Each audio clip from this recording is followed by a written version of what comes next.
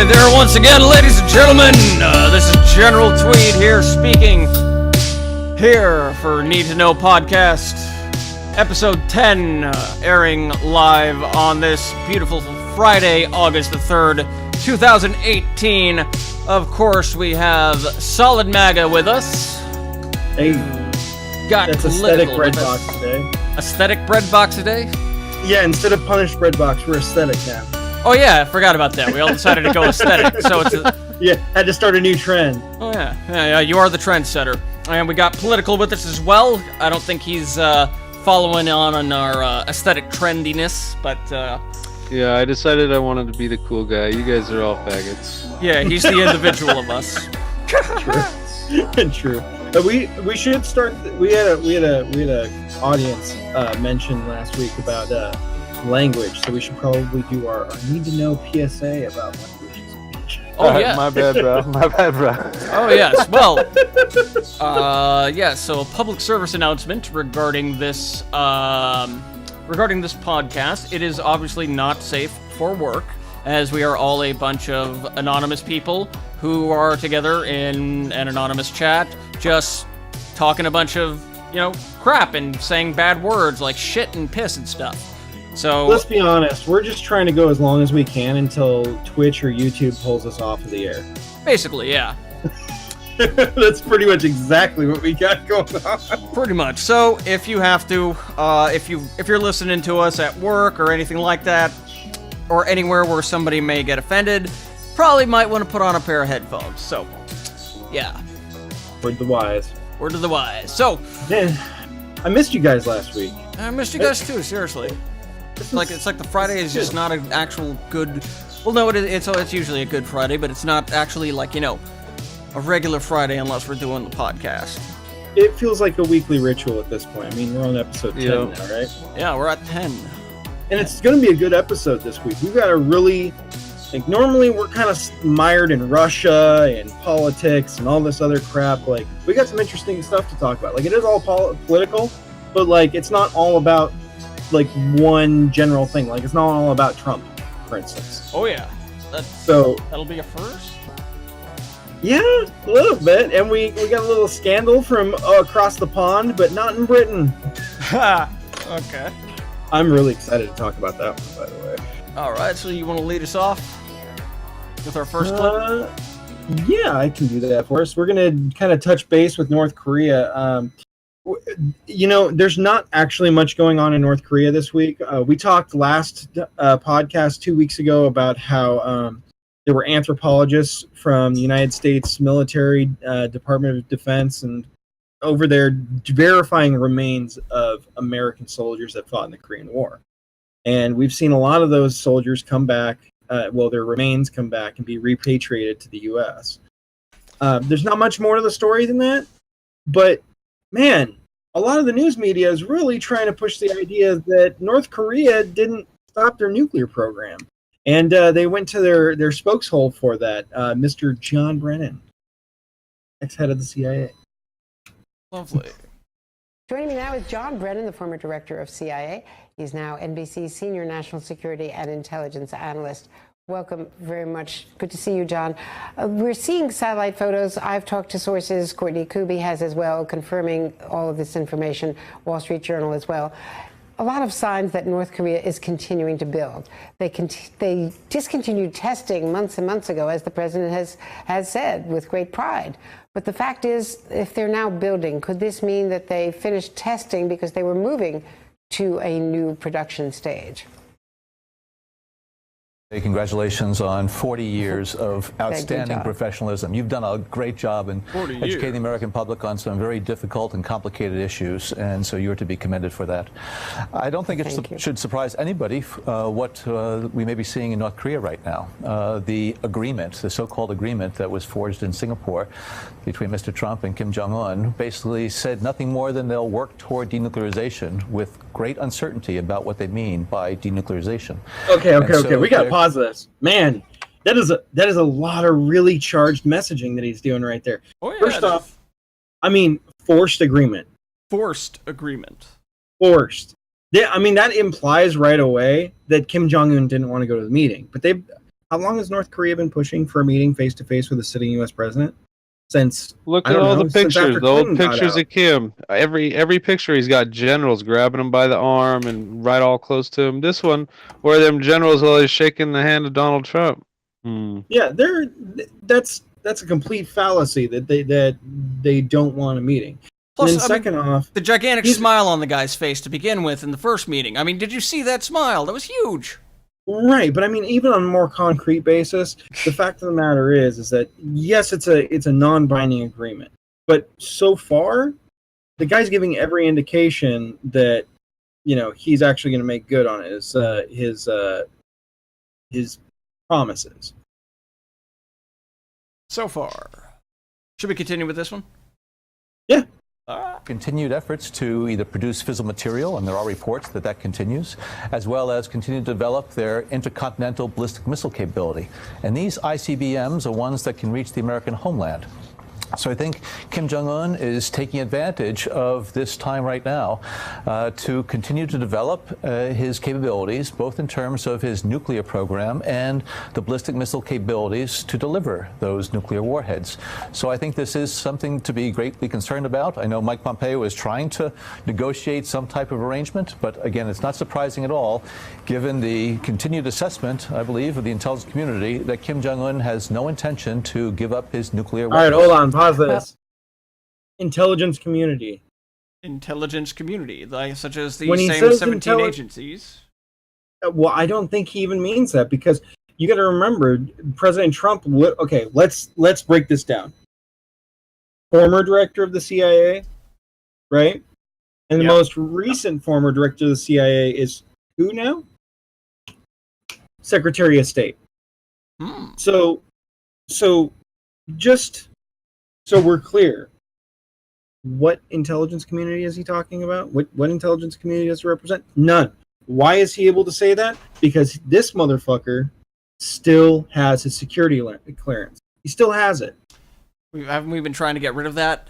Or was it's actually a huge debate right now in the political circles. But honestly, I didn't feel like that particular policy issue deserved its own segment on the show. So I figured it might be a good time to talk about it, since we have a bunch of these guys that are literally doing this. They sit up here, act like they have authority on a subject that they don't receive current briefings on, just because they have their security clearance.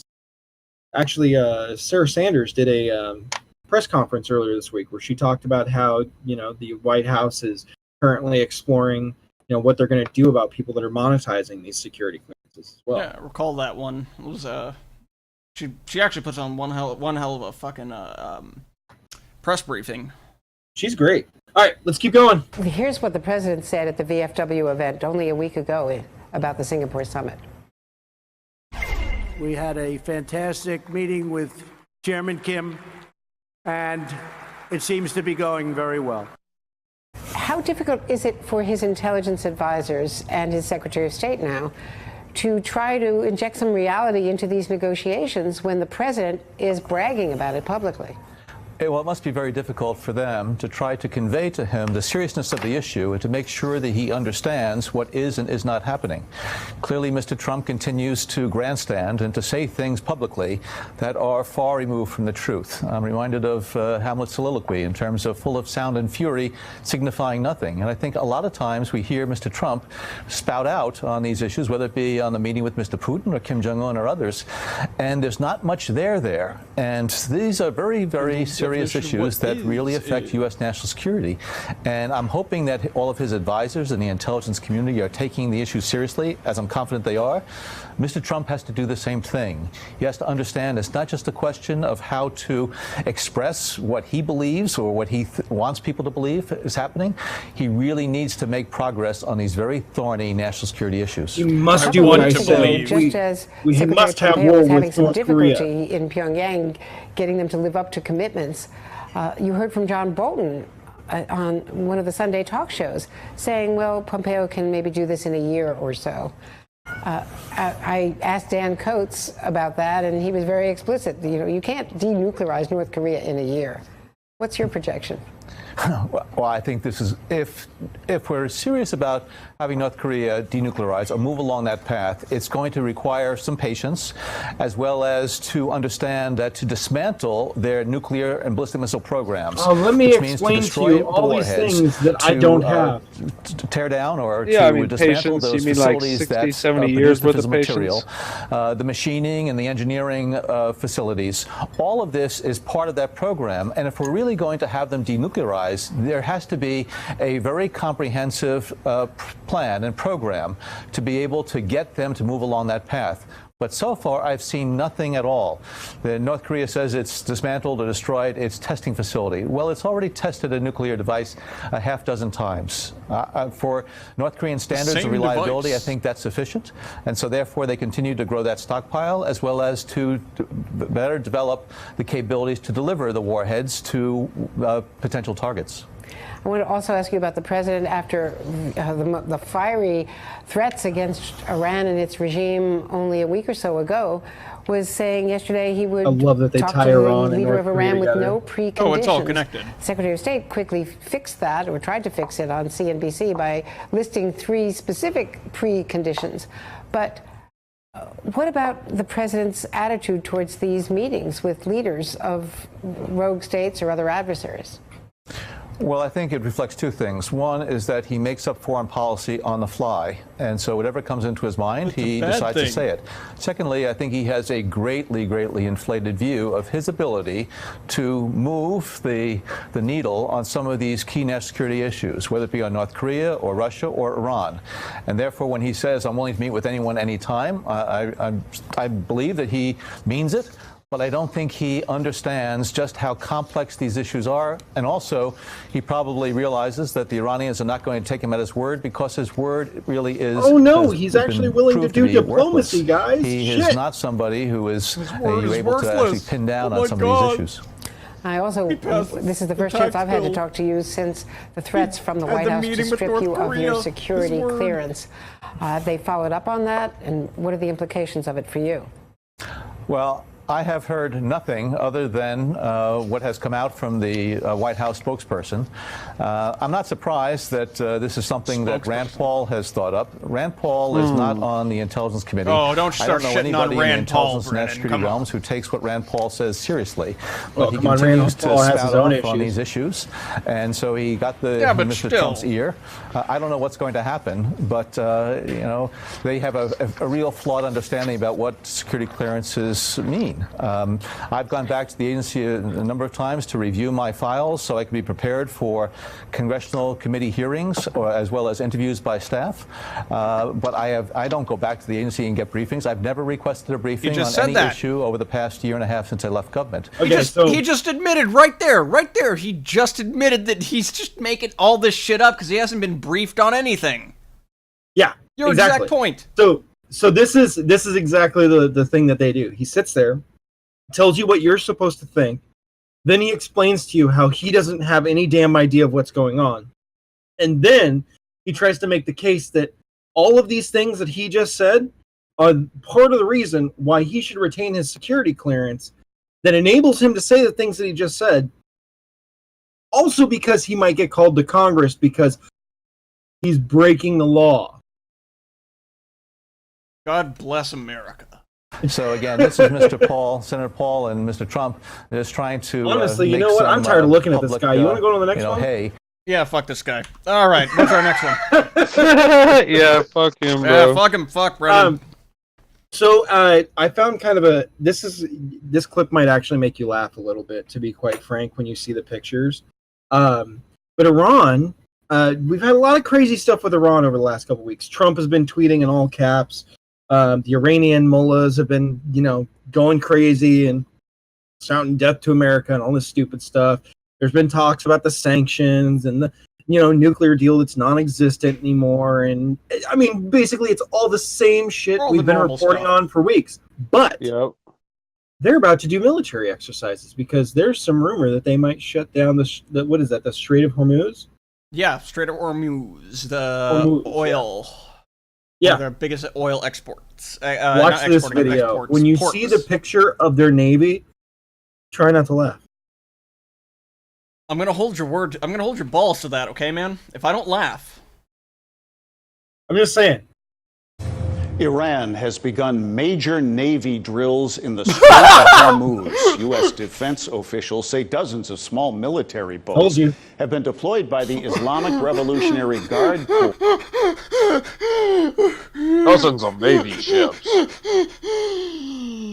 Oh, you gotta catch his breath. Okay, yeah, never mind. I apologize. You win. You're welcome. In the beginning stages of these exercises, officials say the boats were deployed for a, quote, swarming operation meant to shut down the strait should a conflict with the United States break out. These exercises come as tensions between the USA and Iran continue to escalate. For more on this, we're joined by Marjorie Cohn, professor Looks at the eerily Thomas similar to Jefferson one of the Law boats School from and Grand former Theft Auto president Vice of the City. National Lawyers Guild. Thank you for joining us, Marjorie. Oh man, I've driven one of those. Thank you for having me, Holland. Should the USA, our military, be concerned by these exercises? Are they a threat to our forces in the region? Well, Iran, that's their region. It's not our region. And Trump has been making incredible threats against Iran primarily to deflect criticism away from the summit with Putin and the Russia investigation. In addition, Trump wants to appease Israel.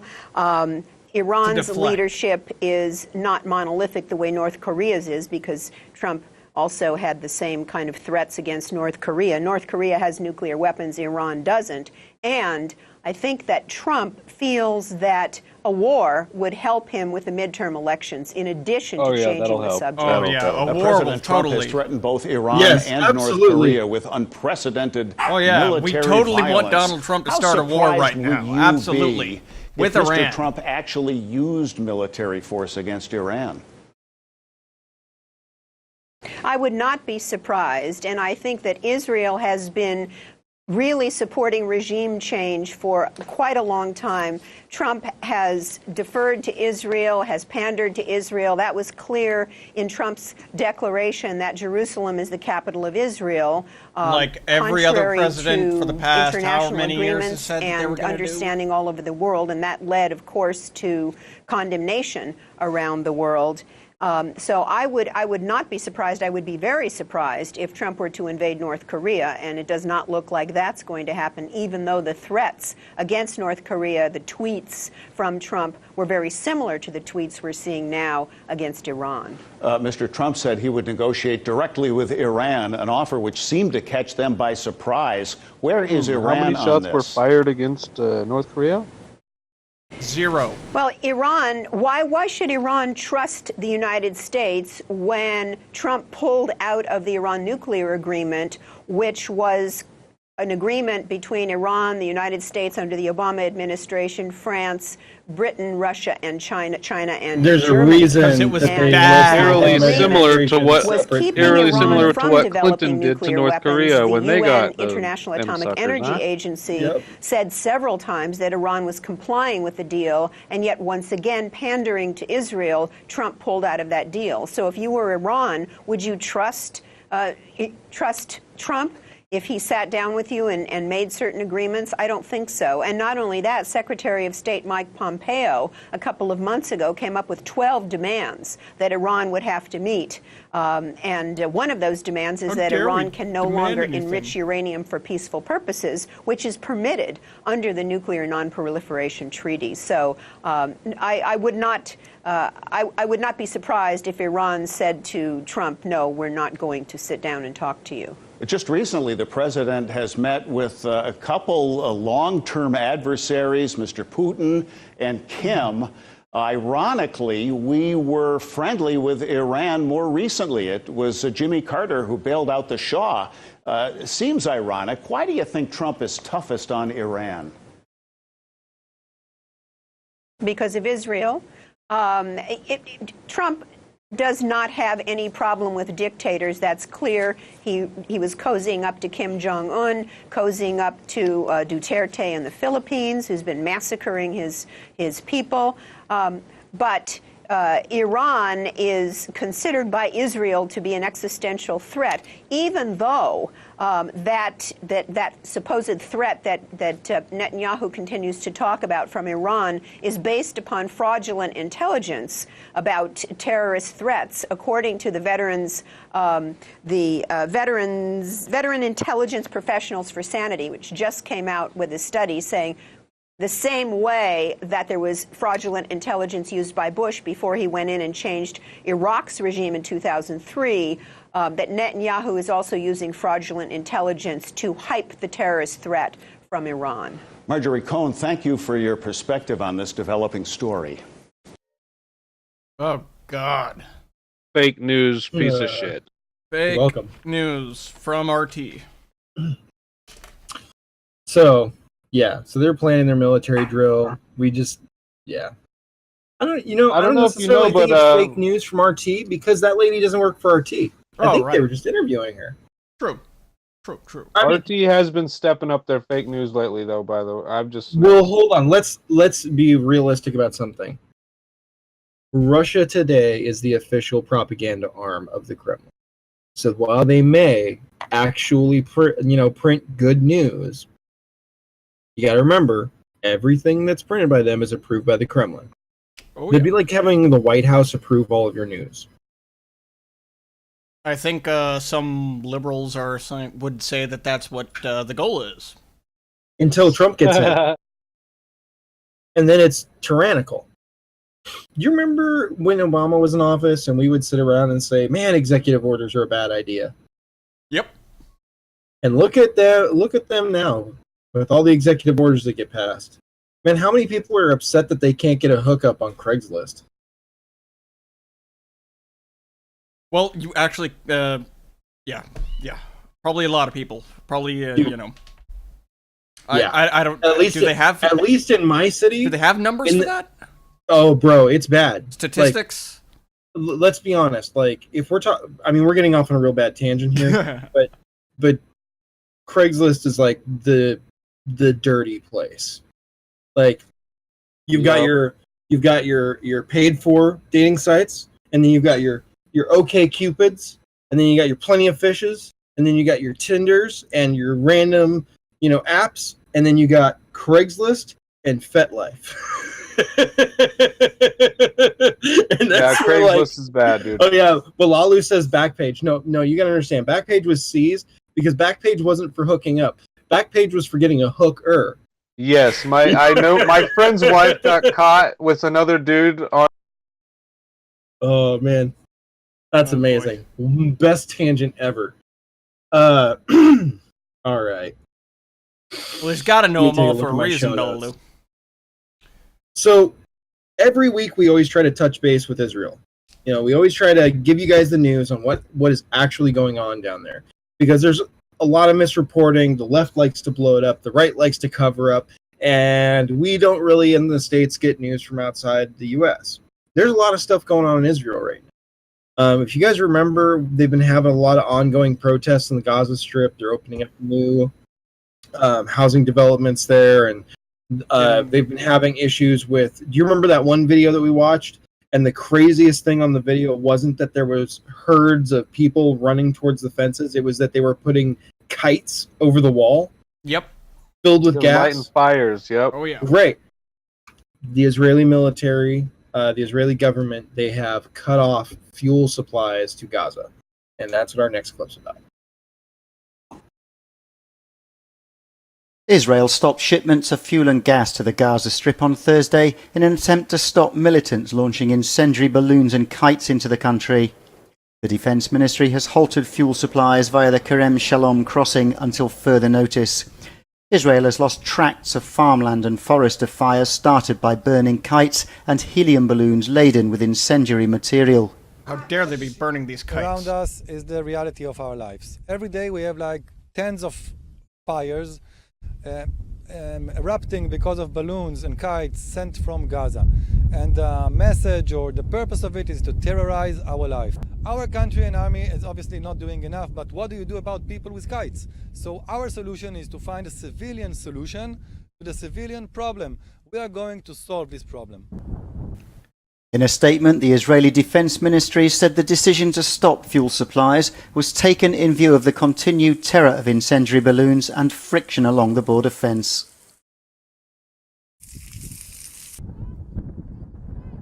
I want to ask you about the evacuation. Hold on. That's, pretty odd thing there with those kites. Wouldn't you say, Bread Box, whose mic is muted? Hey, I know how to work a microphone. No, I don't. I was actually talking to a microphone. I am a professional. No, I'm not. So all those kites just being burned in Israel, man, it's just a terrible thing. Well, yeah, I mean, it's kind of an age-old tactic, and it's hard to defend against. I don't know if you guys heard me earlier, but I mentioned that it's actually a historical warfare tactic. It's something the Mongolians used to use. Like, it's old, bro. Yeah, lighting kites on fire. Mongolians got raw, bro. Yeah, they did. So, going from that, we've seen a lot of warfare footage on this channel. Like, we go out of our way to find videos of, like, what's actually happening in places like Yemen.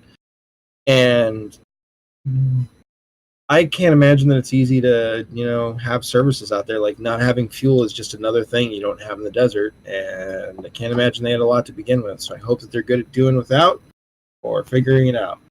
Because, man, between the shitty governments and the terrorist organizations, the individual person has got to feel pretty bad out there. They don't have much. Goddamn. Right? You really know how to make me get all introspective and stuff, Bread Box. Seriously. I know, right? I should be a hippie. Yeah, man. Totally. All right, so we do have some other Israel coverage. I don't know if our audience is very familiar with the group The White Helmets, but our next clip is about the White Helmets. I don't know if they're ready for that red pill, dude. Well, actually, it's kind of easy to deliver because, okay, so this is kind of our dual Israel-Syria coverage. And the reason we say that is because the White Helmets, which has been touted as a group of humanitarian volunteers in Syria, have been evacuated by Israel, or at least they're trying to get the majority of them out. They got a lot of them out. Here's the problem.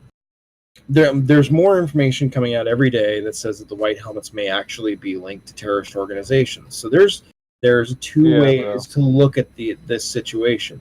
Either Mossad is pulling out their assets, kind of like how the Obama administration tried to bail out ISIS. I mean, if we're honest about this, or they're purely humanitarian, and Israel is doing a favor, and they're doing something very ethical by bringing them out.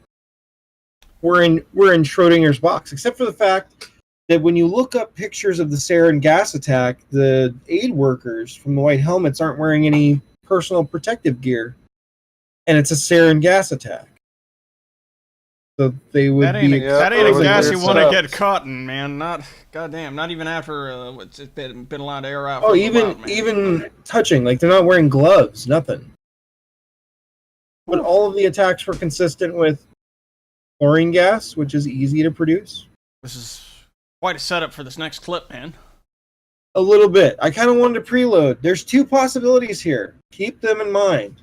Watch this clip. I want to ask you about the evacuation of the White Helmets from Syria. The White Helmets have been a humanitarian assistance group that have been working to help people throughout the entirety of the Syrian civil war. What's going on with them? How many were evacuated, and where are they now?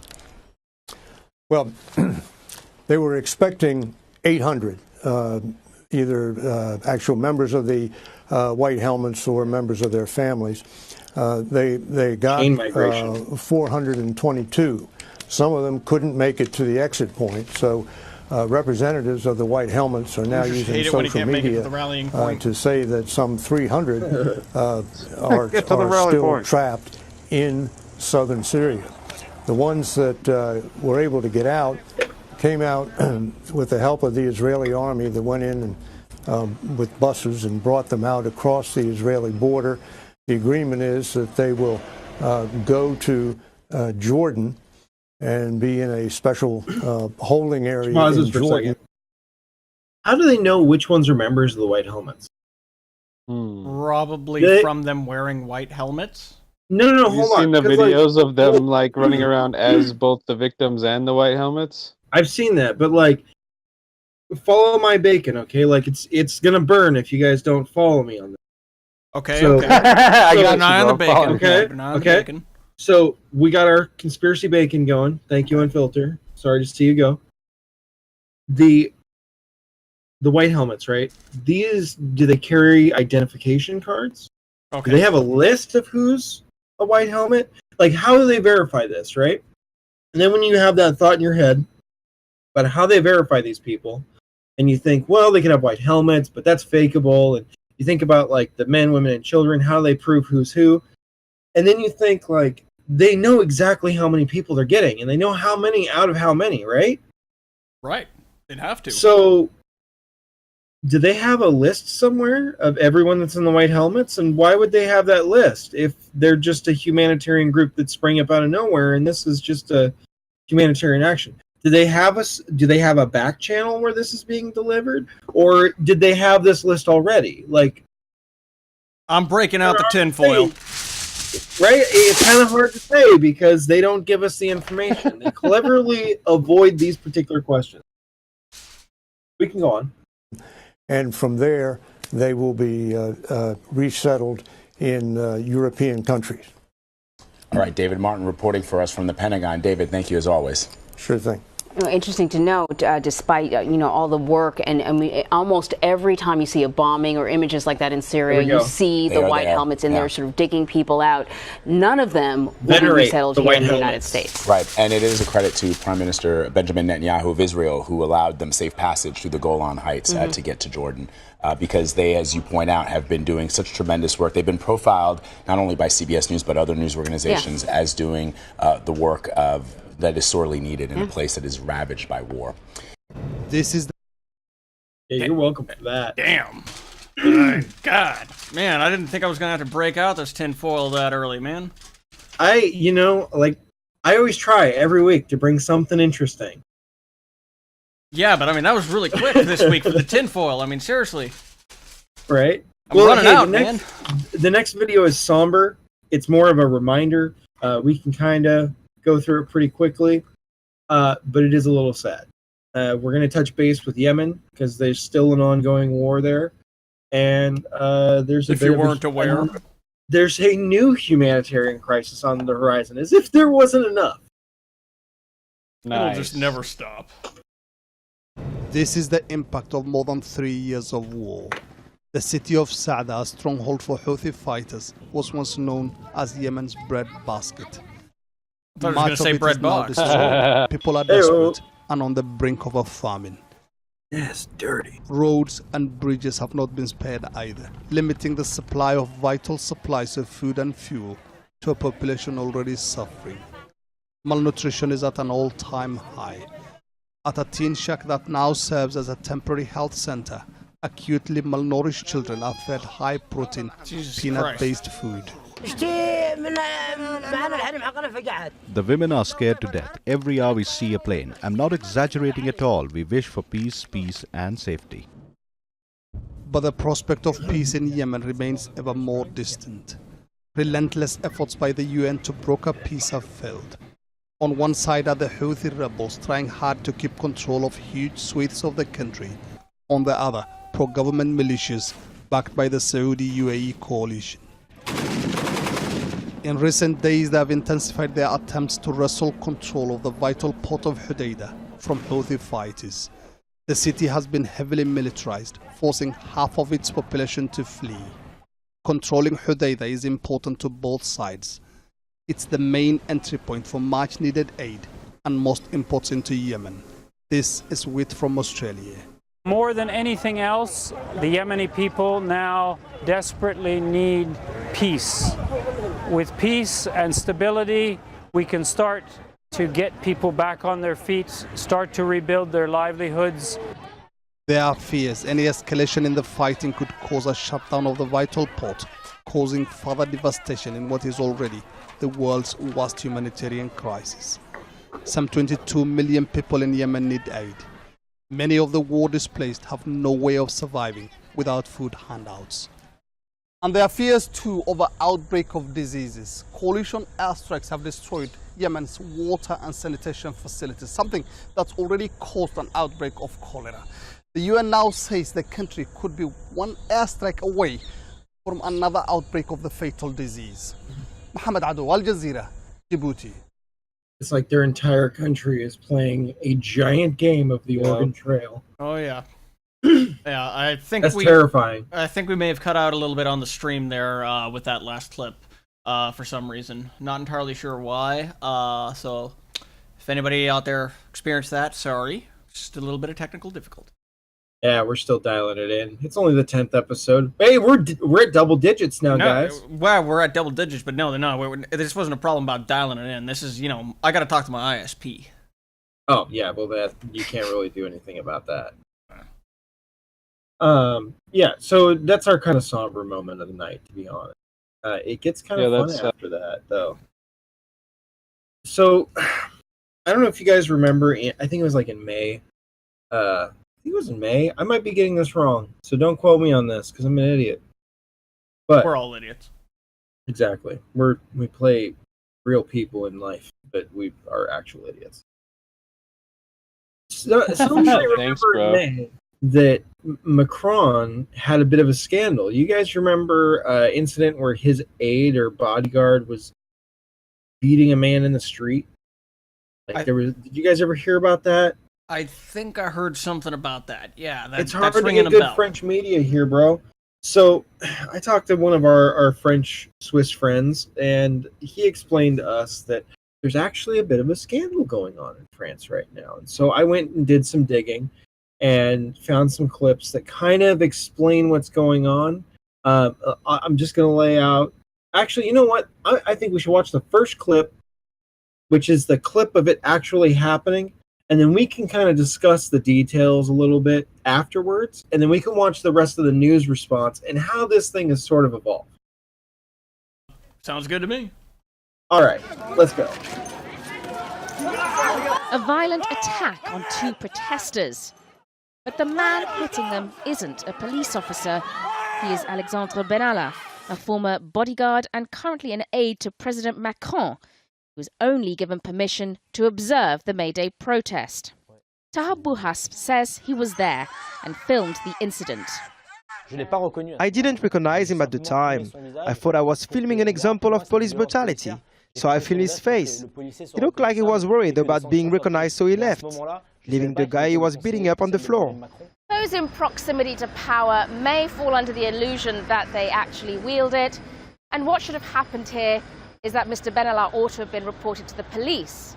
But he wasn't. And that's left many opposition politicians saying that it is one rule for those close to Mr. Macron and another rule for the rest. Benalla was suspended from duty for 15 days, but he was soon back working, even accompanying the victorious French football team on their open-top bus tour on Monday. The president has since been accused of a cover-up. He said little on the matter when asked by journalists on Thursday, merely commenting that the French Republic was steadfast. Leaving it instead to the Prime Minister to denounce Benalla's actions. While he was authorized to observe, he went beyond the status of observer. The investigation will allow us to look at how and why this happened. The incident has so far reflected badly on President Macron. He has been careful about cultivating an image of a dynamic, youthful leader. But for his detractors, it is yet another example of a president growing increasingly out of touch with that image. Sonia Gallego, Al Jazeera, Paris. Just be mindful of that. Damn. Yeah, I think we can actually stop there. Okay, so you saw that video. That's kind of crazy, right? Yes. Imagine this, okay? Picture this scene, all right? I want you guys with me. We're in Washington, D.C., right? Mm-hmm. And the president steps out of his motorcade. He's walking down a red carpet, and he's about to go into a restaurant, and someone comes out of the crowd and is like, got a fuck Trump sign. They're not really doing anything crazy, but they're just, they're not in their place and stuff.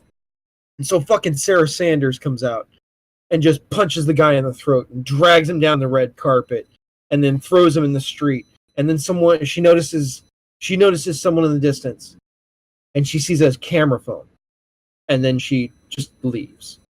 Imagine that for a moment, okay? Imagine how jarring that would be. That's what's going on in France. Jesus Christ. Yeah, that's okay? A bit gnarly, bro. Right? Okay. Consider that. That's insane, right? Now let's go further. This guy doesn't even have Sarah Sanders level credentials, right? This guy is Macron's personal bodyguard aide. He's lived, from what I understand, what I've been told, and this may not be completely accurate, but from what I have been told, he lived in the guy's home for years. So they're very, very close. Okay, just keep that in mind. We're not going to make any assumptions yet, okay? Because we're going to get there. We're going to get there. We'll get there. Just wait. It's going to be good. I promise. Let's just go through the details, right? Okay. We're just going to agree on some facts, and then we'll watch some clips, and you'll see, bro. It's going to get good. Okay. So, all right. So here we go. The other facts of the case are really interesting because they're super damning. Macron didn't say anything about it for months. He was asked to comment, and he dodged every time, just like that.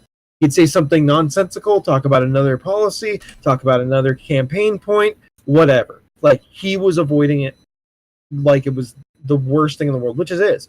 Because the guy was wearing a police insignia. He had a police helmet on with a police insignia, and from what I understand, he was actually wearing an officer's mark of some kind. But I don't quite understand that part, so I'm not going to get too far into that. I do know he was wearing some police apparel, and there's an argument that he was impersonating a police officer at the time that he did this crime. And there's another interesting fact that he had an unregistered firearm. Huh. Or rather, I shouldn't say unregistered because that gives the wrong impression. He had a firearm that he was not licensed to have. Tinfoil's coming out. Okay. Now that we've got ourselves preloaded with a little bit of information, Macron's personal bodyguard for the last 10 years, someone that he's very close with, to the point of they share a home together with his wife. He's got a gun, and it's France, and he's not licensed for it. And Macron, we already got the Macron didn't say anything for 2 months. He also had the police garb on, the police helmet or whatever he was wearing. I'm not 100% on. I know he's wearing a helmet, but I'm not 100% where the police insignia comes in. But they talk about it in the next clips. Let's find out. French President Emmanuel Macron has come in for strong criticism after his office suspended one of his aides, Alexandre Benalla, who was caught on camera striking a May Day protester. Critics say the incident reinforces the image of Macron as a man out of touch with the French people. A video from a May Day rally released by Le Monde newspaper showed a man wearing a police helmet and identification tag, dragging a woman away and then striking a demonstrator.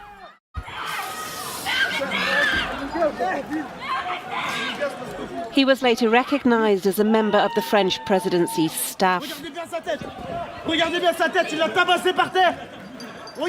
Presidential spokesman Bruno Roger Petit has admitted Benalla, who was given permission to witness the demonstration only as an observer, had clearly exceeded his duties and was given a 15-day suspension. Cette sanction This sanction is meant to punish unacceptable behaviour. He was also told it was a last warning before termination of his work contract. Cette sanction. This sanction is the most severe ever pronounced against an Élysée aide. Opposition parties say the punishment is too lenient. After the suspension, Benalla was brought back into the president's immediate entourage. He helped organise the return home of France's World Cup soccer team and appears in multiple photos beside Macron. Yeah. Now, he actually, in the next video, he actually makes a bit of a statement. I can't contain my glee at the reaction you're going to have to his statement. I am holding my breath. This is being described as the biggest political crisis of his time as president. Do you think that him speaking up right now has likely put an end to the scandal? That is a very good question, Tessa. It was a very interesting exercise there by Emmanuel Macron, a very interesting way of handling the situation. We had been waiting to hear from the French president for days now. And when the French president finally spoke, he didn't choose a public event, nor did he go on TV or even on social media. Instead, Emmanuel Macron chose a closed event for members of his own party, La République En Marche, to address the situation. And so he spoke among allies, and that's where he spoke about being the solely responsible for this situation. He said he was the one that trusted Alexandre Benalla and that trusted had been betrayed. He said no heads would roll because of this incident. To protect him, he would be the one taking full responsibility for this case. And during that speech, Emmanuel Macron also felt compelled to address several other issues, including rumors surrounding the nature of the relationship between the two men. Take a listen. Alexandre Benalla n'a jamais détenu. Alexandre Benalla never held the nuclear code. Alexandre Benalla has never occupied a 300 square meters at the Alma. Alexandre Benalla has never won 10,000 euros, nor has Alexandre Benalla ever been my lover. What? What? Alexandre Benalla, although a porter for the day, never had these functions in the long term. Wait, what? So he has never been my lover. There were rumors of a possible romantic entanglement between the two men. Emmanuel Macron, even though on a light tone there, decided that he needed to address that as well. He spoke at length about that issue last night, and he said, well, if they were looking for someone to blame, well, tell them to look no further. I am here. They can come and get me. Them, of course, being the opposition that had been ferocious up until now with regards to that incident. Yeah, and at least, I mean, he may have joked a little bit there, but this really has been a major blow for his popularity, hasn't it? What has been the impact? This has certainly been Emmanuel Macron's biggest crisis so far. And his popularity, his approval ratings had been in decline for a while now. They have now reached record lows. 60% of the French say they have an unfavorable opinion of Emmanuel Macron. He was hoping for a boost during the World Cup. That didn't help. And now as many as 80% of the French say that they are shocked with this incident, not so much with the misconduct by Alexandre Benalla, but also with the structure that made that misconduct possible. And they're pissed off that it's business as usual. You're welcome. A crisis. You look like Bernie when he was trying to like debate Hillary. A crisis of cuckoldry or homosexuality. Well, the joke in France right now, according to our French friend, is that he's actually gay, but he's still with his wife for pretenses. That's not a weird thing in France, you know. Well, but people are still kind of tee-heeing about it behind the water cooler, you know. Nice. Then that just kind of explains how why it's a little bit of a bigger shocker here. Damn. It's pretty funny, dude. Yeah, it is. I mean, I gotta be honest. Yeah, it's pretty freaking... The possibilities, man. Just the possibilities. Okay, so I think that's enough for Macron's cuckoldry. Potential cuckoldry. I thought we've been kind of focusing on Italy, and there's news going on in Italy, but it's not like crazy news like it has been with the migrants and whatnot. Like that not the kind of crazy news we're looking for. Yeah, so I found something kind of fun this week, and I thought that might fill our good, EU segment.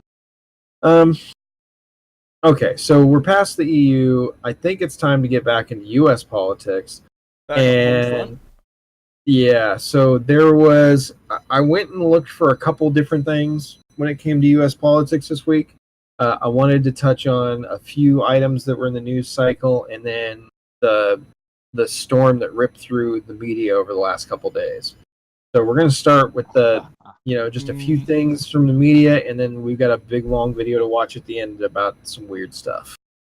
All right. So then what are we moving on to? Nunes slams Carter Page.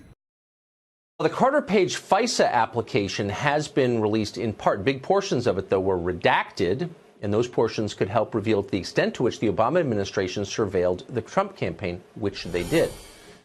Congressman Devin Nunes is the chairman of the House Intelligence Committee. He represents California in the House of Representatives, and he joins us tonight. Mr. Chairman, thank you for coming on.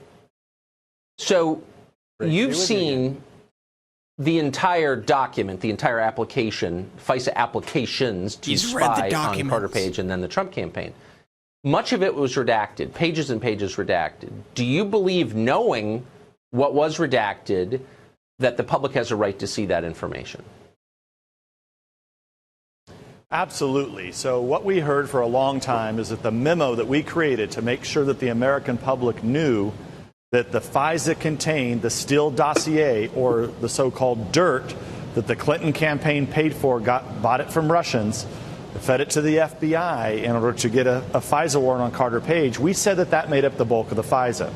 We were made fun of. We were told that was wrong, that we were lying, when in fact we were 100% right. It did make up the bulk of the FISA.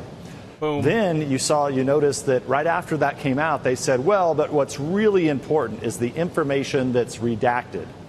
Then, lo and behold, they found out that just a couple months before, the Republicans on the House Intelligence Committee had actually asked for about 20 pages, at least 20 pages, to be declassified of the Carter Page FISA. Those today, Tucker, remain redacted and hidden from the public. We believe that if the public saw that information, they would have a very clear picture to what Director Comey called a mosaic. And I think the public needs to understand, what is this mosaic that was created by the FBI, fed to the DOJ, fed to a FISA court in order to spy on an American citizen and effectively get information directly from the Trump campaign. Yeah, so here you have the Obama administration spying on a rival political campaign, specifically on a man who has never been charged for the crimes that were the pretext of the spying in the first place. And yet no one on the left cares at all. And I guess my question to you, again, having seen the information that I'm not allowed to see, is there a good reason, a national security-based reason, to keep that information from the public? On what grounds was it redacted? Oh, quite the opposite. There is a national security reason to make sure that the American public sees this in its entirety, because this is a phony FISA. Okay? The Department of Justice and the FBI put something together that is completely fraudulent in order to spy on American the days citizens. when no one had it's seen our a job FISA as Congress before? to bring sunlight and full transparency No one to knew this. if one had ever been filed. Then let's it's in the let's best do that interest now. of the DOJ and FBI to let that happen. Okay, then why don't you send it to me now, and I will put it on the air in the back half of the show. I mean it. I'm dead serious. You are the chairman of the House Intelligence Committee. Yeah. You are elected by voters to make these judgments. Bureaucrats elected by nobody are telling us, threatening us, basically, that it hurts national security. You're the one with the power. Why don't you send it to me? We will put it on the air and let the public decide. Is there a penalty for that? Well, just remember, I'm not the one with the power. Now, hypothetically, could I go to the House floor, or could I go out in my official duties and tell the American public what's in the rest of that FISA? I could. However, I mean, you already see, remember, most of the media and the left is against us and against it. They don't want the rest of this out. They want to keep this hidden. Can you imagine the field day they would have against me or if any other Republicans talked about what is now classified information? So you have journalists arguing on behalf of holding is, information back. I mean, that's insane. If you live in a world where journalists are saying the public should know less, they have been discredited by definition. We don't have to listen to them. They are not journalists. They're something less. They're flacks. Boom. So is there a penalty for doing that? Because this seems like a really important question. You understand, Chucker. Yes, that's the problem. You understand this.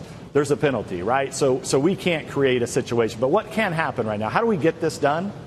Is the president just needs to step in and declassify this. He has said he doesn't want to get involved, but quite frankly, that he needs to get involved in this. It doesn't involve him.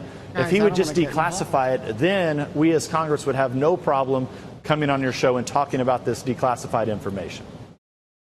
Yeah, I think because there's no argument against can it. understand, And by the but way, you if you can't- you believe in can't ask us- democracy, yeah. Well, I hope someone will leak it to me. I do, because I think the public has a right to know, and I'd love to know why the public doesn't have a right to know.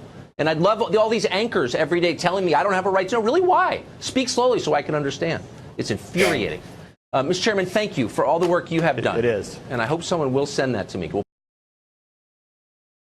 Damn. I like Tucker's fire, man. He's got good fire. That was damn. That was good. We're getting double Tucker today. Double Tucker. Are you sure? Double? Are you sure? Yeah, just double. double? Tuck. It's a double upload. Are you sure? Just double? Yeah, I'm pretty sure it's just double. Are we getting Are you more? sure just double? Did we already get some Tucker? We didn't already get some Tucker. Dude, I got the show notes in front of me. Did we get Tucker already? No, not yet. Not yet. He's just elsewhere as well, I think. Did we? No, we just got 2 Tucker. Word. Well, we'll see. Well, wait. We'll see how many Tucker we have. Let's move on to the next Tucker. All right. Or with poverty. It's a left-wing political group that uses hate crime designations to target its ideological enemies and to crush people. In 2012, the SPLC inspired a shooting attack on the Family Research Council by labeling the innocuous Christian organization a hate group. Just last month, the SPLC paid $3.3 million for falsely calling the Quilliam Foundation, quote, anti-Muslim extremists. We could go on. The Southern Poverty Law Center lies. They are utterly reckless, and they're totally dishonest.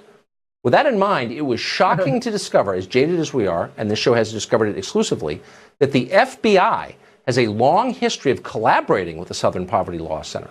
In 2009, for example, the FBI called the SPLC, quote, a well-known, established, and credible organization that monitors domestic terrorism in the U.S. The SPLC repeatedly has been allowed to brief FBI personnel on alleged terror threats to this country. Disturbingly, though, this relationship is ongoing, if you can believe it. Despite multiple requests from this program, the FBI has refused to describe the extent of its collaboration with the SPLC, we've asked repeatedly, or even to explain why it continues to work with a group like that.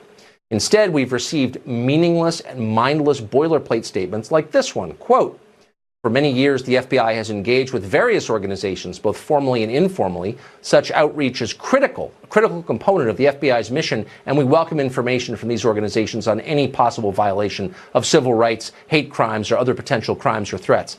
We do, however, evaluate our relationships with these groups as necessary to ensure the appropriateness of any interaction. Again, mindless pap that does not answer the question.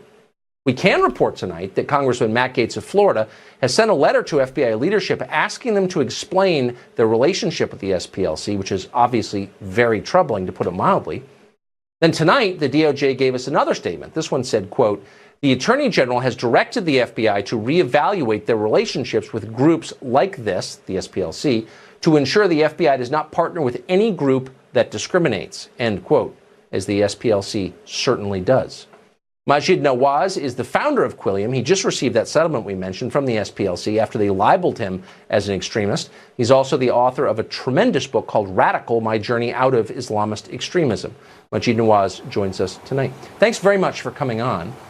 So it was... I like that hair. It was partly from watching what they did to you that had us asking the question, well, to what extent are they involved with the federal government? And we discovered this. But tell our viewers who maybe haven't followed this as closely your experience with the SPLC. Well, it's curious and fascinating at the same time because I have been born and raised a Muslim. I spent my teenage years, in fact, with an Islamist organization seeking to enforce Sharia law in Muslim-majority societies because I got radicalized. I ended up as a political prisoner in Egypt for my beliefs, and it was in jail that I reformed my views and came out vowing to challenge Islamist extremism and founded Quilliam in 2008 and have been doing so now for 10 years. And the Southern Poverty Law Center decided to compile a list of what they deemed as anti-Muslim extremists, and the sheer oddity of placing a Muslim on a list of anti-Muslim extremists is what led me to then say, I need justice in this case, because my entire life, Tucker, has been defined by my struggle, and I got it wrong initially. I've been open about that. I wrote about it in my book. My struggle to find a place for Muslims in the West that is at home with the West. And so to undermine my entire life's work by placing me on a list of anti-Muslim extremists, I found a step too far, and that's why I went to lawyers and got advice, and it's why we took the action we did. And I can say, as someone who's interviewed scores of people like you, I think you are one of the most restrained and thoughtful and reasonable people on this topic I've ever interviewed. So to call you an extremist is very odd and dishonest. So what effect did it have on you? Once a group like this defines you as an extremist, I mean, that's got to hurt your foundation, I would think. Well, first of all, I've got to say it places a target on the heads. Look, it's no secret. It's already hard enough for Muslim reformers, liberal Muslim reformers, to speak out against extremism within our communities. People that do so are often targeted and often killed. There was a similar list that was published in Bangladesh against so-called Muslim heretics, and many of them were knocked off, assassinated by jihadists because they were deemed to be blasphemous or heretical. Ayaan Hirsi Ali, who has since sought refuge in the United States of America, her close friend, a film director, Theo van Gogh, was murdered on the streets of Amsterdam, and then a list was stabbed into his body, and it named Ayaan as being next. That's what we're up against here. And so the first thing it did is it placed me in grave danger. It placed Ayaan Hirsi Ali in grave danger because she was also named on this list. But it also had material consequences. When they did what they did, the reason they produced these lists is to convince media and to convince philanthropists and foundations not to give grants to these sorts of people or these organizations. And it did have those kind of material consequences for us as well. And it's why we couldn't just lie back and take this at face value as it was. We had to take action. It's almost like RPN. And I'm glad that you did. And the fact that our FBI is collaborating with the group this discredited and reckless is really scary. Thank you very much for your account. I appreciate it. Well then. Yeah, I gotta agree with what you said about RPN there. I'll take it back. You're right. There's Street Tucker. Yeah, see, I was right. See, there's Street Tucker. Look at that. There's Street Tucker. Street Tucker. I can count sometimes when you remind me to. All right. So, what are we moving on to then? Okay, so those are like one of the big two things that are going on. Tucker pretty much covers the majority of it. SPLC, big problem for a long time. A lot of people like them, a lot of people don't. They don't do anything with poverty law. They literally just label groups as things and extort money out of you if you want to get away from it. Kind of sounds like a number of organizations that we know about, don't we? It's like, yeah, it's pretty predatory, dude. Oh yeah. I mean, it kind of reminds me of the Obama era IRS that would audit conservative groups like nonprofits and stuff like that year after year. Totally. Absolutely. All right, we're getting off on a tangent though. So what's our next clip, brother? So all right, so we checked up on the Russia thing, which is Carter Page, right? Mm-hmm. We did the FBI SPLC thing, and you know what we didn't check up on? Trump's lawyer. Oh yeah. That guy might be flippy floppy. He might be flipping. The wishy-washy guy. Let's see what we got here then.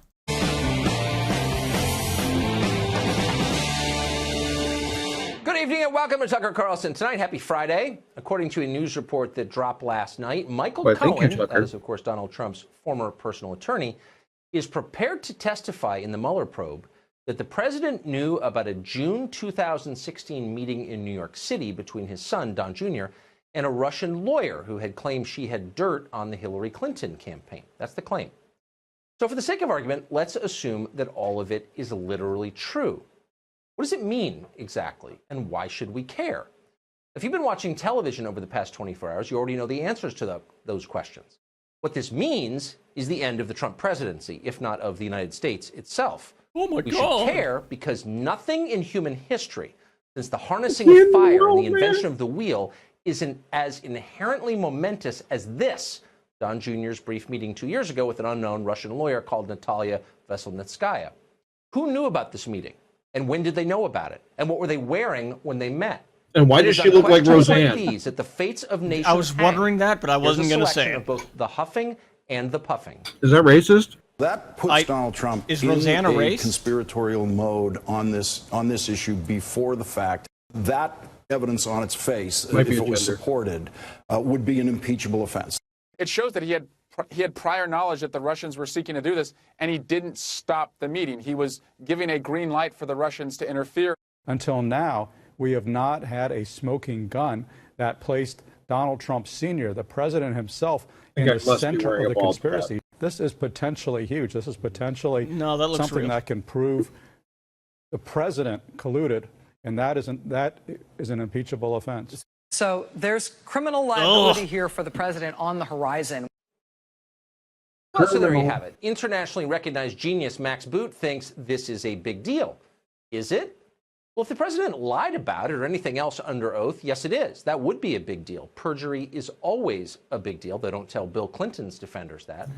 Otherwise, though, it's hard to see the point of all of this hysteria. What exactly would the crime here be? It's not illegal to talk to foreigners. Nobody is claiming that any information changed hands, though even if it did, so what?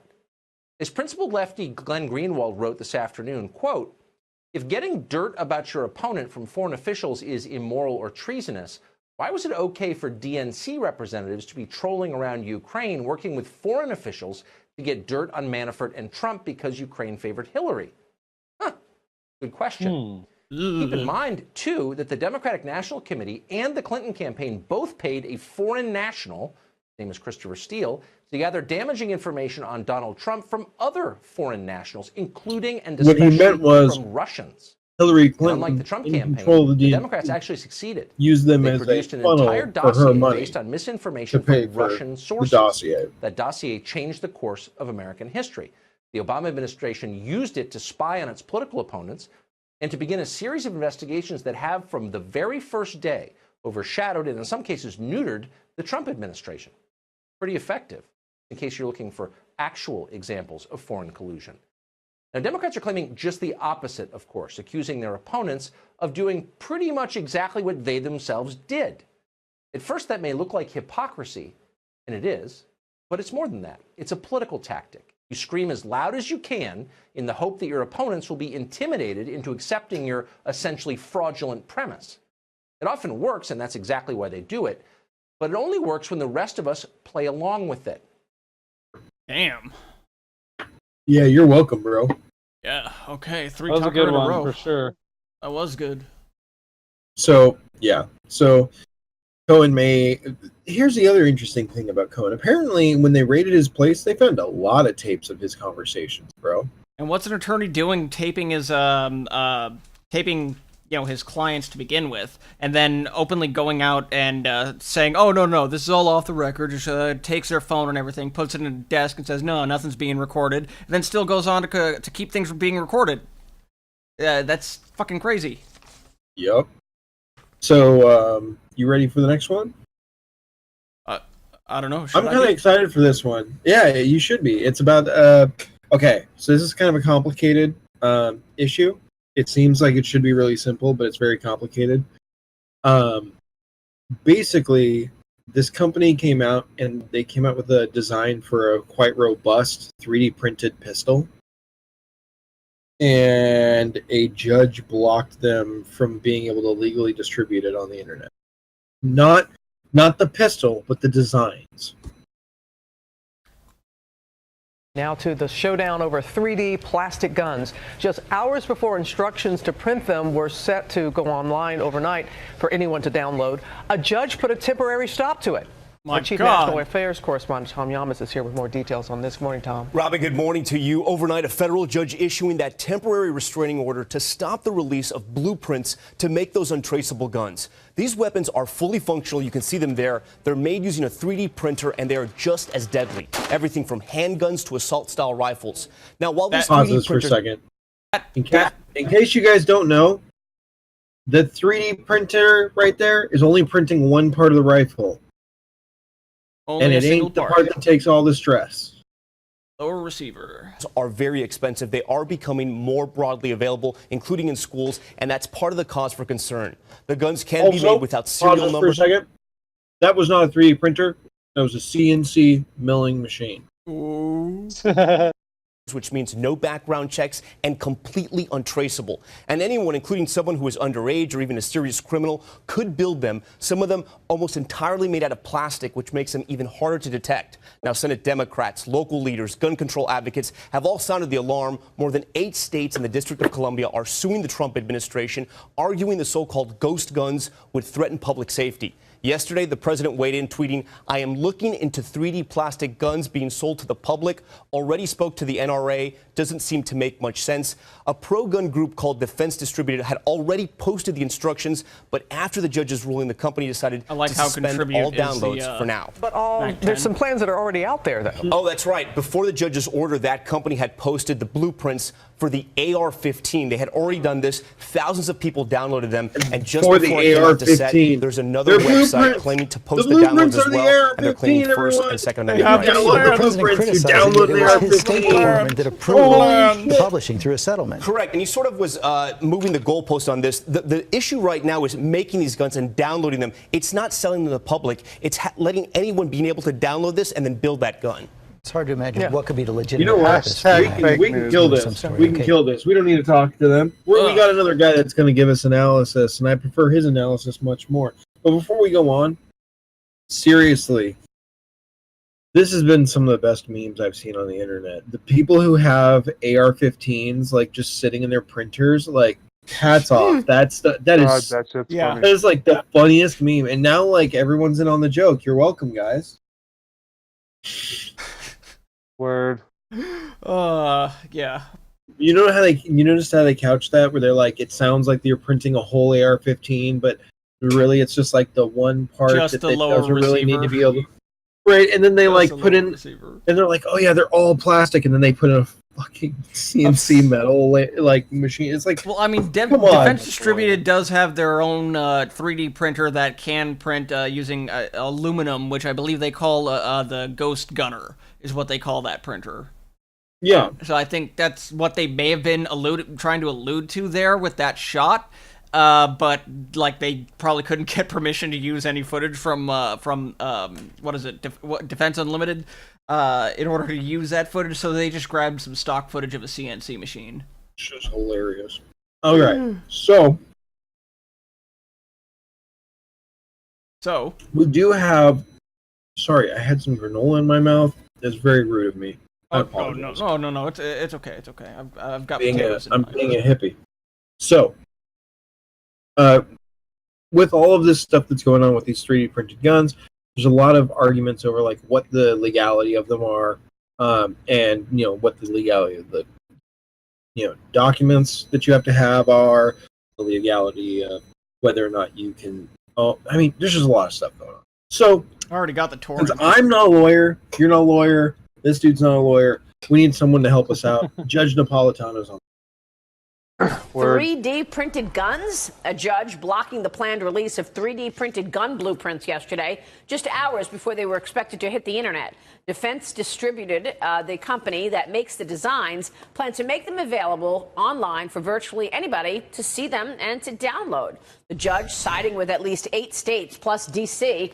that are suing to halt publication of these designs. Joining us right now is Judge Andrew Napolitano, Fox News senior judicial analyst.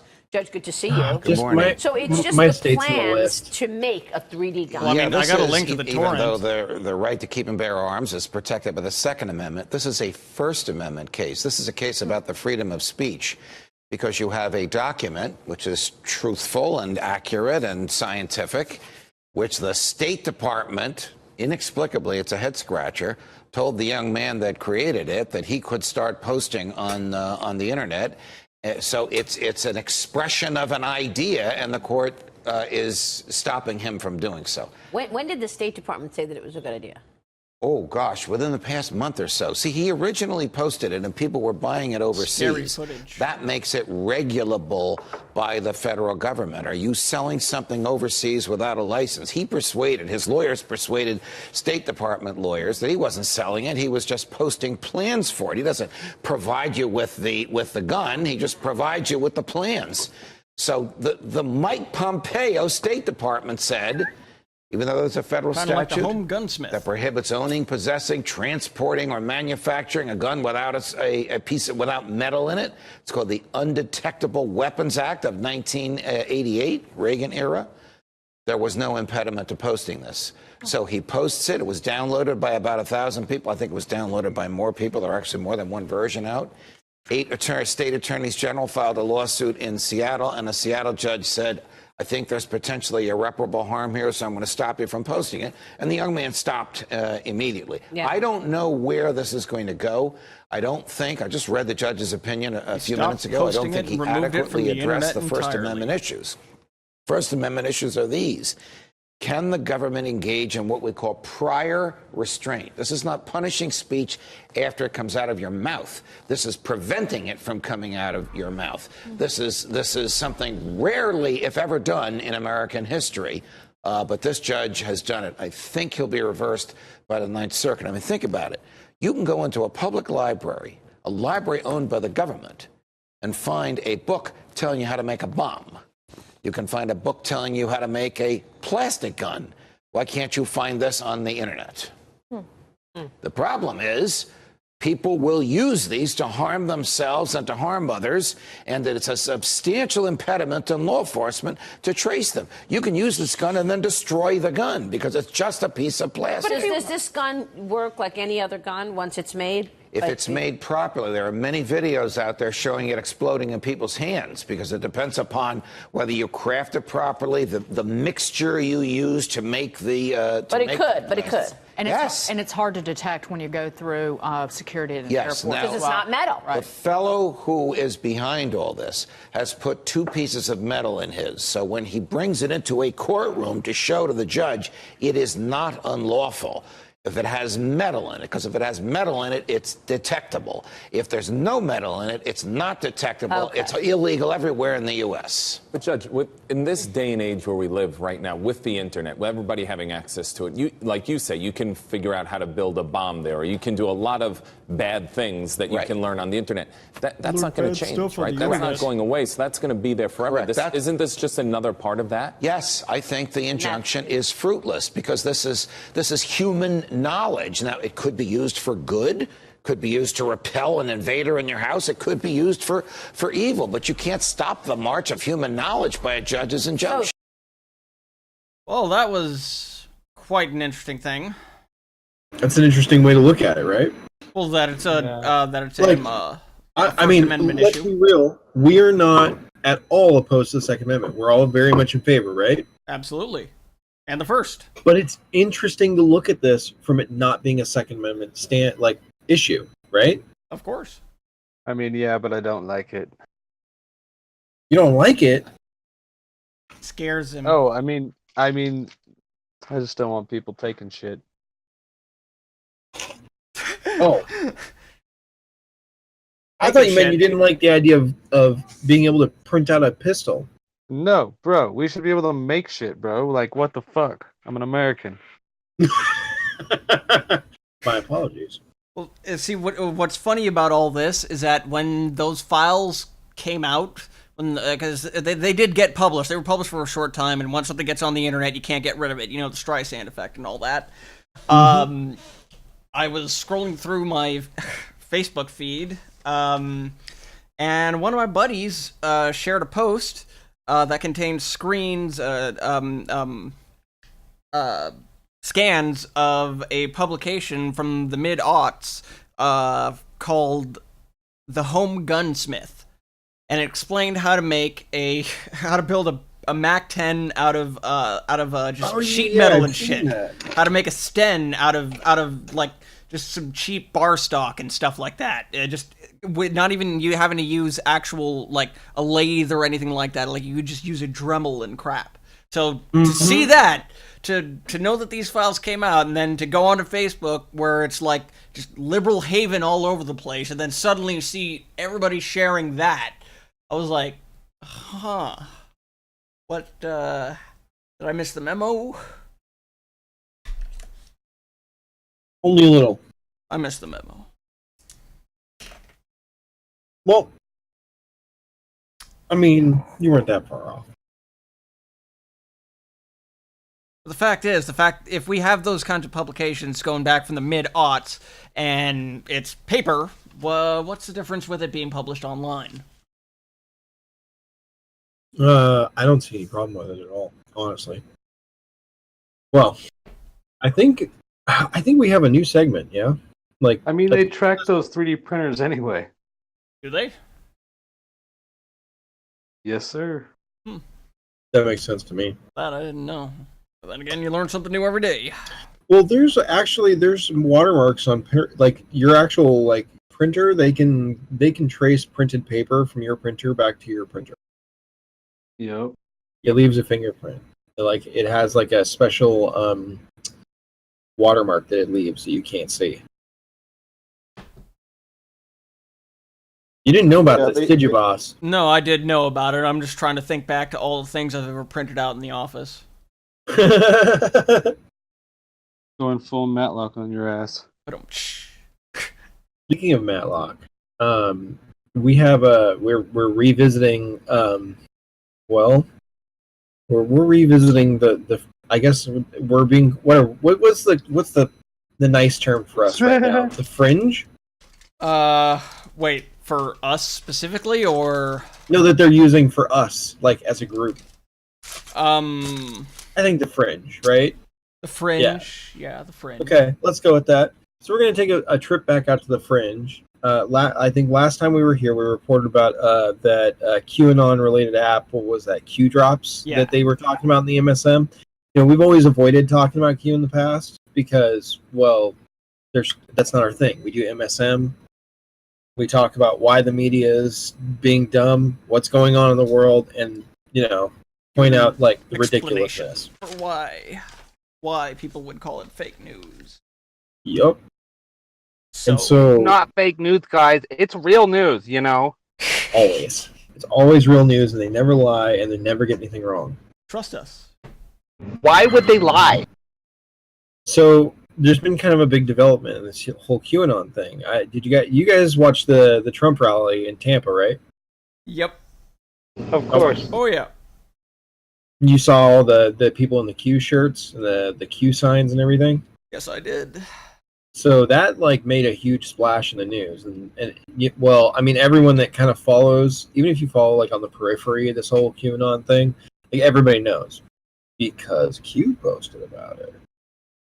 We're not going to really get into the super nitty-gritty details about what is or isn't part of the Q community, what is or isn't something that's right or wrong or good or bad. We're about to tell you that this community is about to get I'm actually kind of scared to say the word because it's a terrifying word. They're going to get they might get the Pizzagate treatment. Oh, yeah, bro. Play the clip. They're trying hard, bro. They're trying. That's what they're trying, right? So they're trying that in the news media. This has been this latest blitz. So they're trying to preload you with a lot of information. And I pulled one clip because it's really long, but literally every network is running with this story right here. My finger is on the pause button at your command.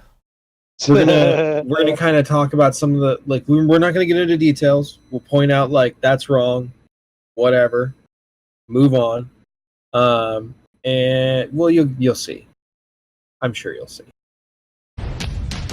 One of our guests last night who was in attendance at the Trump rally in Tampa mentioned seeing members of the fringe right wing, including a conspiracy group, the members of which display the letter Q prominently.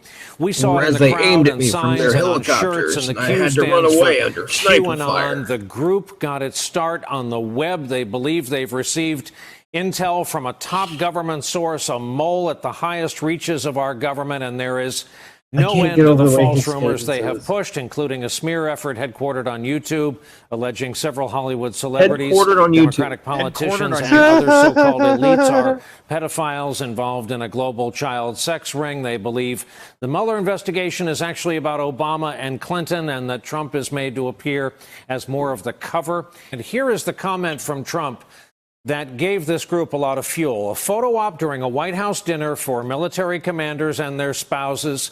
And note what the president says here, which would normally be filed under the kind of toss-off comment the president sometimes makes. Yeah, toss off. What this represents? Well, maybe it's the calm before the storm. What's the storming? Could be the calm before the storm. What storm, Mr. We have the President? world's great military people in this room, I will tell you that. And we're not great. Thank you all for coming. Pause this for a second. So do you remember when he said that? Yeah. And the media, like, they basically roasted him for it? Yeah, they were like, what? Why'd you say it? What does it mean? What does this mean, Mr. President? Why would you say that? Are you What's being in the aggressive? box? Do you want war with Iran? What's in the box? Exactly. And so it's really funny that they sit here and they go, one of the toss-off comments the president typically says. The one that we blew up all about. Just consider who's speaking. What storm, Mr. President? You'll find out. Give us a hint on your Iran decision. Thank you, everybody. Calm before the storm. NBC News reporter Ben Collins covers this digital world for the network and has been looking into this group and writing about them. As we mentioned, we've asked Clint Watts, former FBI special agent, let's go to the FBI. part of this. Ben, did I get their motives and some of their beliefs about right, and what else should we know about them? Unfortunately, you got it all right. There's not much to know about them. Basically, this is fan fiction. This is a conspiracy theory that, Donald Trump is doing everything right, and anything that looks like he's doing wrong is actually the right thing. They misconstrue typos intentionally to make it look like he's in on it, this whole thing. And, at the end of the day, this is just in a situation where people on the internet who can't really grapple with the reality of this situation have decided to take out all this disinformation on their political enemies.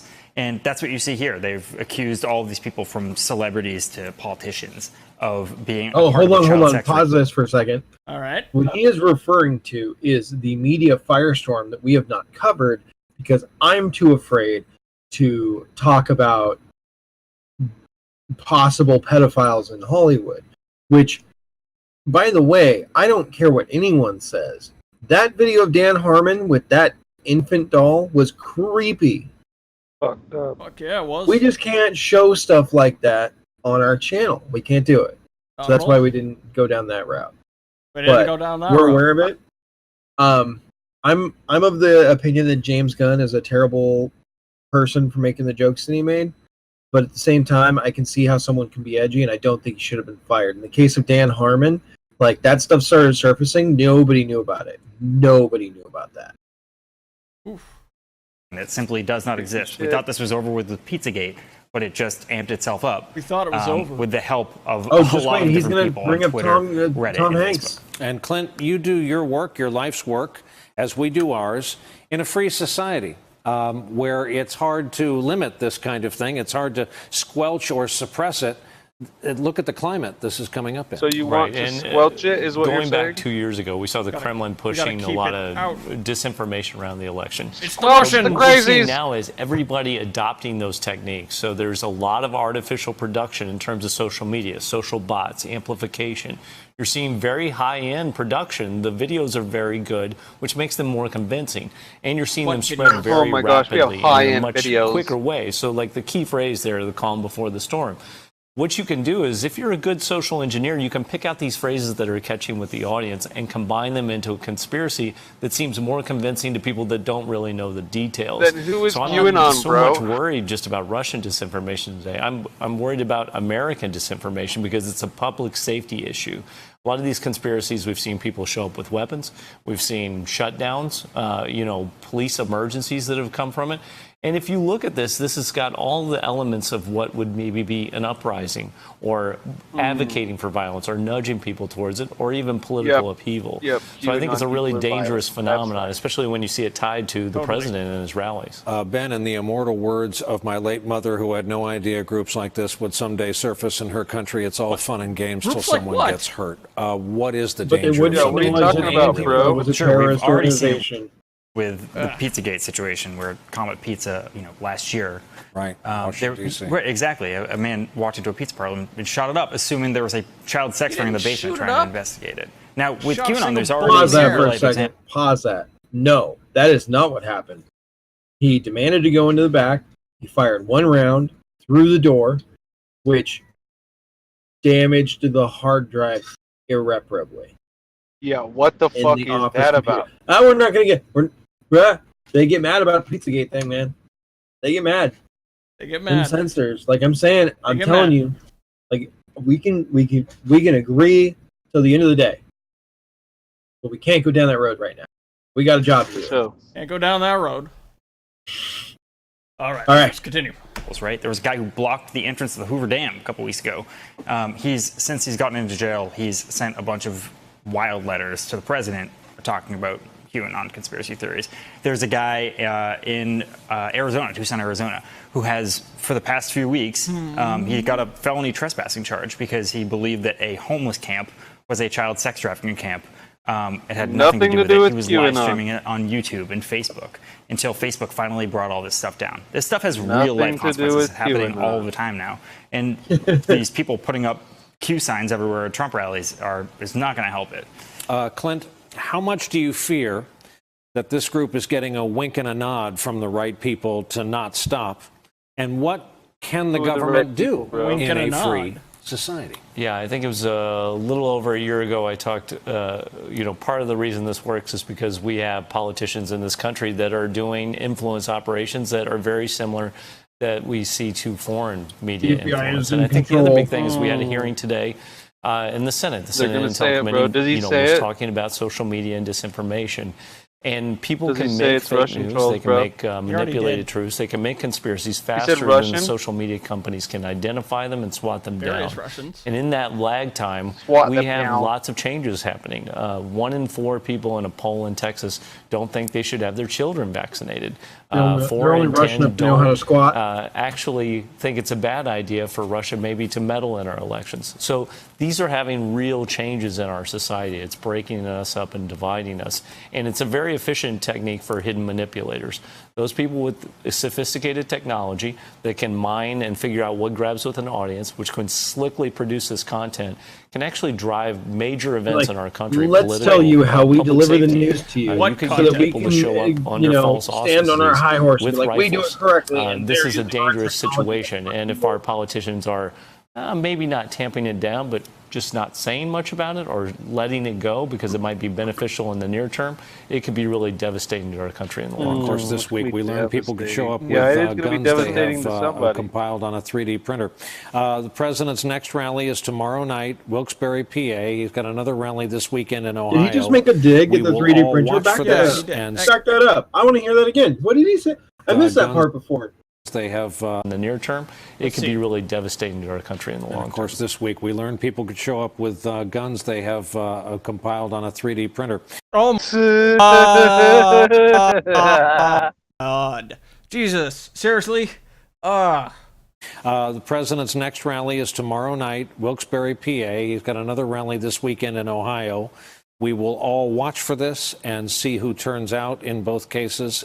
We'd love to have you gentlemen both on again on this subject if you'd agree to that. Thank you so much for coming on. It's a disturbing topic. Hey there. That Red box? Yeah, that was a bunch of fake ass news, bro. Yeah, that was. Yeah. I can't believe it. You know, the funniest part is that they try to tie us to that freaking wiener down in fucking wherever looking in the homeless camp. Yeah. Well, just wait, dude. The next school shooter is going to be a kid with a Q shirt and a 3D printed gun. Bro, it's like dude, the most. If we're calling, dude, if we're calling that right now, you're gonna make me paranoid, man. If we call something like that, bro, right? Please don't. No, we don't. We're not advocates of violence in any way whatsoever. I'm not advocating violence. No, I know, of course not. We have to clarify that point. It's all good. Disclaimers abound. That's what they're messaging. They're saying that's what they're saying to you. They're saying, okay, there's nothing to this. It's so big that every network has to report on it. It's systemic in society, just like racism and Donald Trump. And if you don't decry it, or you think about it, and if you don't do something against it, if you don't swat it down, exactly. And so their instant thing is like, let's just isolate it and try to destroy it. It kind of seems like they're either jealous or scared. Yeah. Yeah, but this thing's not going away, so it doesn't really matter what they say, and it's going to be really funny going forward. Lots of popcorn, people. The only thing that scares me a little bit is the kind of scary elements we have in this country. But I'm not trying to give Antifa any ideas. Well, of course not. Now, you see, there's just one thing that's kind of hitting me here with all this. See, when Trump entered the presidency, when he started, at his inauguration, if you remember how he ripped off Bane, how the MSM said that he ripped off a quote from Bane from The Dark Knight Rises? Yeah. Well, this whole QAnon phenomenon thing has kind of gotten to a point to where now the question is, well, who's Q? Who's Q? Who's Q? They want the media to ask who Q is. To ask who Q is, but right now the only thing that I can say is, did you see that there was a recent White House press conference where they actually asked Sarah Sanders? Yeah, and she didn't comment on it. Right. So the White House is dodging it. Like they're not going to answer. So I think they like it that way. So here's the hat, right? Wait, hang on. If we're objective about that. Okay, go ahead. I haven't finished. Now see, connecting the inauguration speech and the "we give it back to you, the people" part to this, to where we are at right now with this entire QAnon thing, is that it doesn't matter who we are. What matters is our plan. Right. Sorry, I'm bad at word. I saw. Well, see, everything that they're talking about is supposed to come, full circle here pretty soon. That being said, we do have a website that we maintain and a community that talks about all this stuff. So if you're interested in it, find it on our website, which is, I believe it's on our card and on the channel somewhere. irc.qclearanceresearch.net? No, Q-Clearance Archive. Q-Clearance Archive, right. Why don't I have that memorized by now? Because we're stupid. Yeah. I think that's about the show, pretty much. We covered pretty much all that stuff. It is amazing how many articles that actually got put out about this Q thing this week. Because it's been a big thing on the internet for a while now. We've all been kind of watching it a lot. Honestly, it's kind of understatement. It's the thing that kind of brought us all together, I would say. Yeah. I'd say so too. Well, I mean, it is. It is. Yep. So, in that sort of a sense, it's kind of unifying. But I will say this though: the way that they've ignored it in the past, and the way that it's getting national attention now. I mean, they even unbanned the QAnon hashtag on Twitter for a day so that it could trend while their news stories were out. Well, yeah, and then you saw the recent Secret Service stuff where they took all the Q stuff from everyone going into the rally, but they didn't do that in Florida. Yep. Saw some stuff on Reddit about that, yeah.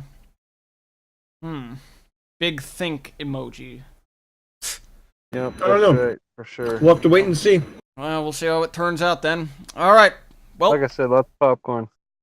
Yeah, get the popcorn ready and keep the tinfoil at bay. I know my hype is high. You know me, I like a good happening. I do too. We've got to have a good happening. All right. So, does anybody have any final words? Anything they want to say? Anybody in the chat? I don't know. Call somebody a homo, bro. I don't know. I don't know. I'm not going to call somebody homo. All right. Everyone, Americans. Welcome. We're all Americans. We're all here. We're all that. Well, we had an awesome show this week, I would say. It was pretty fun. Fun doing this. Yeah, I was lucky I got home on time. Yeah, lucky for that, of course. Thanks for being here, Political. Thanks for being here, Breadbox, of course. Thanks to everybody who's in there in the chat. Thanks to Bella Lou for being our chat moderator. I do have one quick thing. By the way, thank you, Bella Lou. Yeah. We weren't here last week. I apologize for that. That's my fault. My internet was out. So I paid for the website hosting instead of my personal internet.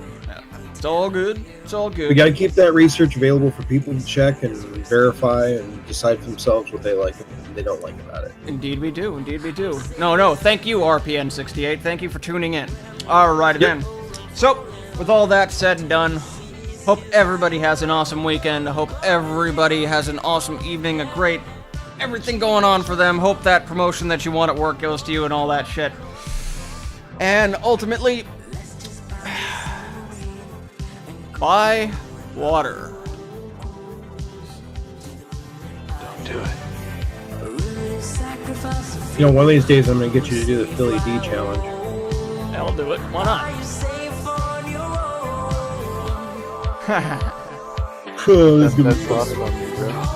That's the Philip DeFranco challenge. Yep. No. Bro, have you seen a Philip DeFranco video? I'm not. What?